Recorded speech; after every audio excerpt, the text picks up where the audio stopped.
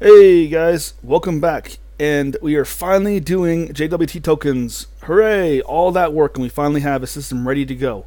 So I wanted to show you a quick example using just an index file.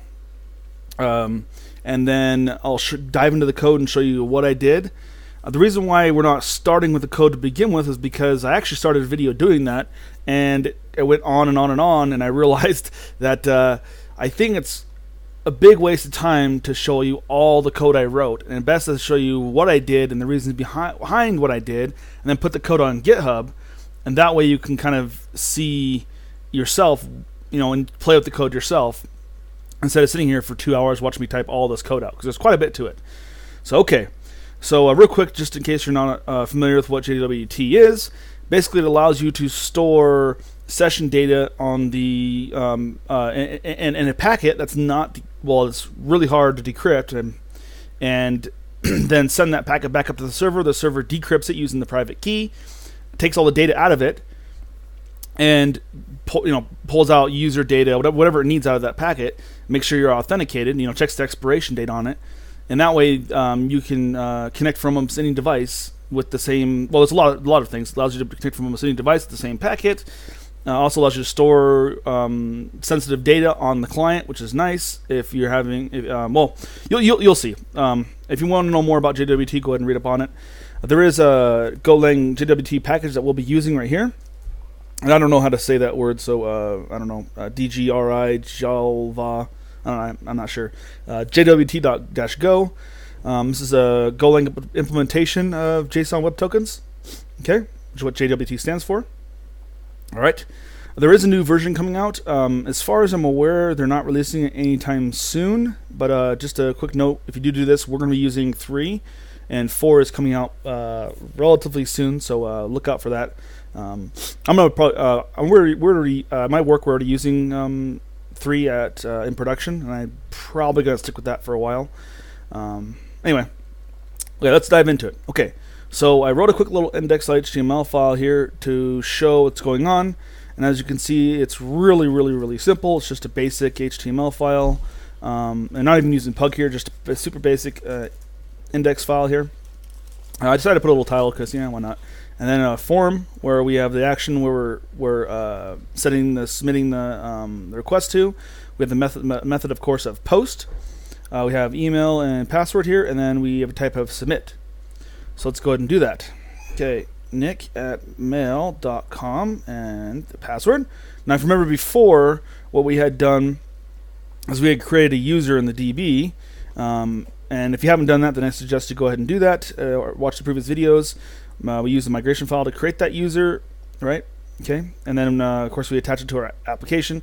And if you're not familiar with what I'm talking about or forgot, I suggest you go back to the DB videos and look at what we were doing, so you kind of know what's going on here, because the DB stuff I'm not really going to explain because I did in the previous videos. But if you have any questions, please post below and I'll do my best to help you. Okay, so here we go. Let's post to the server, and boom. Server's not running. Server's not running. Oh, look what I did. Okay, try it again, and boom. You'll see it ran through our middleware here. Okay, and we get back a token, and we get back all of our user data. You can see our password is encrypted. Hooray, using bcrypt, that's good. Okay, you see some basic user information. Okay, and obviously you'd parse this with your client-side application, right? Well, I guess you could do it server-side too, but you would parse it with whatever application is consuming this data. Okay, so how do we do this? Well, there's kind of a lot going on here, so I'm going to just start from the very beginning. The very first thing you need is a private key and a public key in order to encrypt the data. And the public key is what the private key is what's used to decrypt the data. The public key is what's used to encrypt the data. So anyone can encrypt it, but only one person can decrypt it. Hence the private key, public key, right? Okay. So obviously you would not want to put this on GitHub or anywhere else. And how do you generate this? Well, the first thing you need to do is use OpenSSL, OpenSSL. And you want to generate a key first. So here, these are the 2 commands that you use. Now you can have RA512, RA256. There's also a whole bunch of other options. I just stuck with RA512 because, well, that's what I've used in the past, and it's reasonably secure. And then I went and I created a little make command here to do it for me. It goes and removes the last key. It generates a new key right here. Then use OpenSSL. Generate the other side of the key. Okay, sorry. Excuse me. Okay, so and you can see that we'll just show you real quick what it does here. Delete the two keys.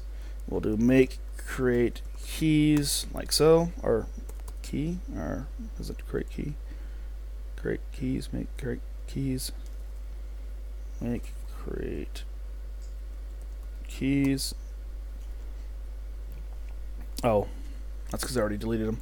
We'll just remove that real quick. There we go, and no passphrase at all. And you'll see the keys are generated, so we're good to go. Now we need to load these keys into our application. So I went and created a system to handle this right here, jwt, and you can see I created some const variables here, the private key path, which is the RSA here, and the public key, which is the RSA pub, right? Okay, and I'm saying, okay, well, hours. These are just variables I used to calculate the expiration date, and then I have some pointers here using the RSA package inside crypto. And then we have an init function, which once you require this, or you actually import, sorry, spend too much time in Node. You import this package here, it'll run this initialization function, which basically goes and grabs the data essentially out of these two keys and formats them properly for me to read when a token comes in, right? And then this is a function that goes and grabs the token, okay, using an ID. This function here checks to make sure that the token is valid. And what this function does is you take in the value, so the token value that comes in from like a request somewhere, and I'll show you how this works here in a little bit. And then basically parses it, and then we check to see if there's any errors, if there are, validation error, for example, tokens expired. There's a bunch of different validation. And then if it's no errors, you can see case nil, no errors. We actually return the user ID from the packet here, which is the user ID that matches the ID in the DB. And then we can use that to grab the username and check between check to see if other data is valid. You can pass in a bunch of user data with the JW token, and then validate 3 or 4 different parts to make sure the token's valid, along with using the built-in JWT validation. Then I also create a couple of helper functions, one helper function specifically here, which grabs the user data from the token itself. So we take the token value like so. We say, okay, is the token valid, which is the function right here, and we say, okay, well, yeah, it is or it isn't valid, based on whether we have a user ID or there's an error inside that function. Once we validate that there is a user ID, we go into the DB itself, right here, like so. We find that user. And if we don't find any kind of user at all, we return an error. Otherwise, we return the user up here that gets filled in like so right here by reference. Okay, so that's JWT. Relatively simple. Now I need to have a route to consume these functions, right? I use these functions. So the first we need to have a handler, right? So you could name this package whatever you wanted. I chose to use session. Some people like to use like auth or whatever, but session makes more sense to me because it is essentially a session. Okay, but I found that users tend to like auth better from a visual standpoint, so I use auth for the URL route name and then session for the package name. Okay, I created a little struct here that stores the token and the user data, and that will of course get filled out here in a minute. And then on init, we take the DB and assign it to this package, so that these two files have access to the instance of this package has access to the DB. Okay, and then I went into the routes, or it's a main route because it doesn't go through the V1 middleware. Right here, I grabbed the auth handler, which is of course these files right here because they're all part of the same package. I initialize the DB like so, which the DB gets passed in to get routes from an earlier video, and then I created these two new routes, the login and the check. And the login was the route we're using here. We can inspect and see like so that auth login, or you can just go look at the code, right? Right here, login. Okay. Let's see, auth login. It's a post, and it goes into the login function right here. And we're grabbing password, user, jwt, a bunch of different helper stuff here to make sure we can parse this stuff correctly. Very first thing to do is we parse the form, and we grab the email and the password off of the form. We say, hey, do those exist? If they do not exist, we return an error. Right? Say, hey, you're not authorized, and here's the reason why. And then we go and grab the user from the email, because this is the email here that we parse, right? Of course, in production you wouldn't do this, but anyway, we grab the user and we say, okay, by email, is there a user in the DB? If there's not a user, we just return, hey, credentials do not match, because you don't want to give them a route to go. Like for example, you wouldn't want to say, hey, email doesn't match, because then that cuts out what they have to look for. Instead of having to look for email and password combination, they have to look for just an email. And they can run through and just send, like 500,000, 10,000 email requests to your server to find a valid email, and then send 5,000, 10,000 password requests to find a password. So you want to just say, hey, whether it's the password or the email, credentials do not match, and that way it takes, it squares the number of times they have to check for to see if something exists in your system. It's this little trick to keep it a little more secure, right? Okay. And then remember that get token function that we created in the JWT package right here. Essentially generate a token by user ID for the user. And so here we create a new token. Remember the RS512 that we used to using to encrypt and decrypt. Okay. Here's the token. We're creating new claims, which is essentially the packet inside the JWT. We're adding an expiration date. We're adding a creation date. So this is basically when the token shouldn't be valid anymore, which is the hour times hours in the day, 24, and days in a week, 7. So this is basically for a week. Hey, keep this token valid for a week. And then we, of course, setting it as Unix time. And then the ID, which is going to have to be the user ID. Of course, you could put a lot more data in here if you want. This is an interface, so you can, put in whatever you want. And then we assign the claims to the token.claims, which is the token we created right here. We stringify it, essentially, and just like that JSON stringify, except for JWT tokens. Stringify it. Then we pass back the string. And so now we have a encrypted token. We create that login struct that I showed you earlier. We pass in the user right here and the token, and we assign it to a cookie to the browser. In this case, actually, let's just do api.example.com. I left a little bit of my work in there. Oops. api.example.com.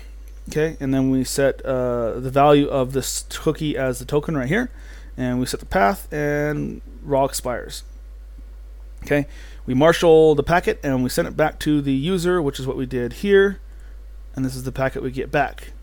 Now, we should be able to use this packet to validate, to get to be authenticated. So let's copy this, and hopefully this works. Curl. Let's see here. I remember how to do this. Header. What am I using for XApp token? Okay, XApp token.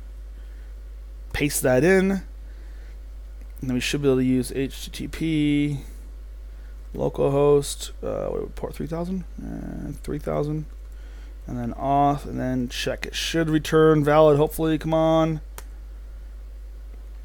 And it looks like it did. Check. Yes, look, there it is. There is the token. So our token is valid. What that does basically is it goes and it grabs the token off the header here. It goes and grabs the user information from the token. You'll see we got our username back, right? Okay. Actually, in production, by the way, you probably should strip off that password or something. I didn't do that here because this isn't production, right? And then once again, grabs login data and marshals it back, same as it did before, and sends them back, basically letting them know, hey, you're good to go. Your token is valid, right? Okay. All right. So you'll see here, get user from token. That would actually return any kind of error from that function we created earlier. Where is that function at? What was that function? Get user from token. Get user. Oh, here we go. So we do have some errors like token is invalid, token missing required data, no token present, token user does not exist in system, that sort of stuff. It does do some validation. In case you're wondering, hey, where's the validation? Where is it? It's done inside this function right here. Okay, so that was a lot of information really quickly. I just wanted to show you an example of how it worked. Now, as far as going through the code and doing this yourself, you're going to need to add some stuff. So I've already shown you how to generate keys. You're also going to need to create some sort of way to parse JSON data, and I'll post this on GitHub so you can have a at least a basis to start from. And of course, make sure you go through and make sure it's production ready. Oh, by the way, for some reason, relative paths were all I can get to work with RSA. I'm not sure why absolute paths weren't working, but anyway, maybe someone can post below and let me know. I'm sure it has something to do with Go. I'm not like I said, I'm somewhat new into Go. I've only been doing it for 6 months now, so I'm sure there's something with the read file, something with the path. I don't know. It was blown up on me whenever I tried to do absolute paths. So this is the only place in the app that you'll see relative paths. I'm sure there's a better way to do it. Also, you probably should pass this in as an environmental variable for production. Anyway. Okay, so you have a JWT package where you can create tokens, validate tokens, and then get some data of some sort from the token, right? You need that, and then you also in your route you need to have some sort of route that where you can create a token and then validate a token. For example, in the V1 router up here, you probably I've already have this. You'll see this here. We already checked to see if the header is there. If it doesn't exist, then it's not authorized. And then we also need to add more into here. We'll do this later about whether a token itself is actually valid. All we're doing here is see if it exists. And we'll do that later when we actually have a client-side app built into this application. And then you need to have your two routes that handle the two things we talked about: the checking of the token and the generation of the token, right? Okay, and then you also need to have some sort of user of some sort, like so. You need to have, like I showed in the past videos, you don't have to do this part this way, but this is what I like to do. You need to have some sort of dynamic generation of users in the system. So we use this this function here that I was showing you before that generates the structs from your DB dynamically for you. And then I went and I created a user's types here that pulls that from the DB generation. And then I can use this in other functions easily, so I can easily grab users and grab an individual user and pass this into to XORM so that it knows where to grab. And you can of course add more functionality to this. Anyway, and then that should be all you need. And of course you need some way to test it. I just did a very, very, very simplistic index file right here to test it. And then, of course, using curl, of course. And that should be all you need. In the next video, we're going to go actually build a client-side app that uses Axios and do it in Vue to consume, to create, consume, and use auth tokens for an actual client-side, client application that can use a server to store, CRUD, basically create, read, update, and destroy data in a DB. Alright guys, I hope that was at least somewhat helpful and somewhat made sense. If you have any questions, please post below. I'm going to put this stuff on GitHub right now. Actually, we'll do that while you're watching. Send... there we go. Okay, git checkout. We're going to do video, I believe this is video 9. I hope that's right. Let's go to GitHub and make sure real quick.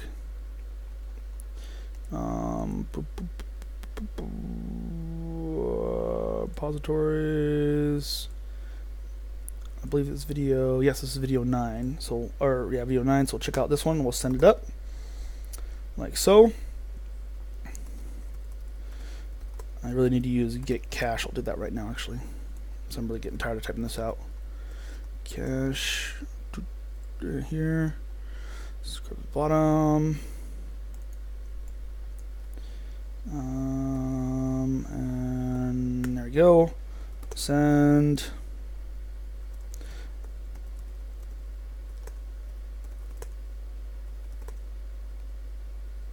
good. No more typing in passwords. Master send.